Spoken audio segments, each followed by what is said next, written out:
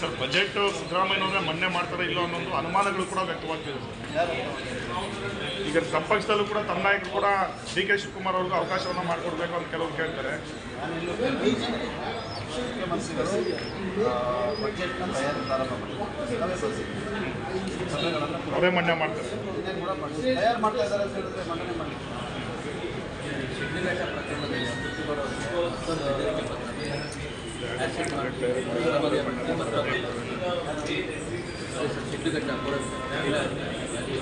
KS ಅಧಿಕಾರಿ FIR ಆಗಿದೆ.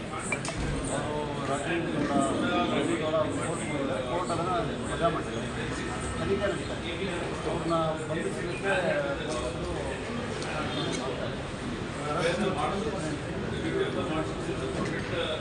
ಕಾನೂನು ಸರ್. ತಮಿಳುನಾಡು ಸರ್ಕಾರ ಸರ್ ರಾಜ್ಯಪಾಲರ ಭಾಷಣವನ್ನು ಅಂತ್ಯ ಆಡಬೇಕು, ಆ ಪದ್ಧತಿಯನ್ನೇ ತೆಗಿಬೇಕು, ಅದಕ್ಕೆ ಸಂವಿಧಾನದ ಒಂದು ತಿದ್ದುಪಡಿ ಆಗಬೇಕು ಅಂತ ಆಗ್ರಹವನ್ನು ಮಾಡ್ತಾ ಇದ್ದಾರೆ.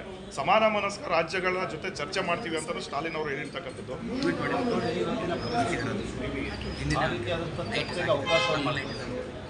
ಈ ಚರ್ಚೆ ಸಂವಿಧಾನವನ್ನು ರಚನೆ ಮಾಡುವಂಥ ಸಂದರ್ಭದಲ್ಲಿ ಚರ್ಚೆ ಮತ್ತು ರಾಜ್ಯಪಾಲರಿಗೆ ಎಷ್ಟನ್ನು ಕೊಡಬೇಕು, ವಿನಾಯಕರಾಗಬೇಕಾ, ಆಯ್ಕೆ ಆಗಬೇಕಾ, ನೇಮಕಾತಿ ಆಗಬೇಕಾ, ಎಲ್ಲವೂ ಕೂಡ ಚರ್ಚೆ ಗೌರವ ಕೊಟ್ಟರೆ ಸಾಕು.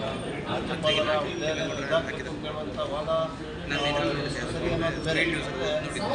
ರಾಜ್ಯಪಾಲರು ಯಾವುದೇ ರಾಜ್ಯದಲ್ಲಿ ಯಾವುದೇ ರಾಜ್ಯ ಸರ್ಕಾರ ಸಂವಿಧಾನಕ್ಕೆ ಅನುಗುಣವಾಗಿ ನಡ್ಕೊಂಡ್ರೆ ಈ ಒಂದು ಬಿಕ್ಕಟ್ಟು ಉಂಟಾಗ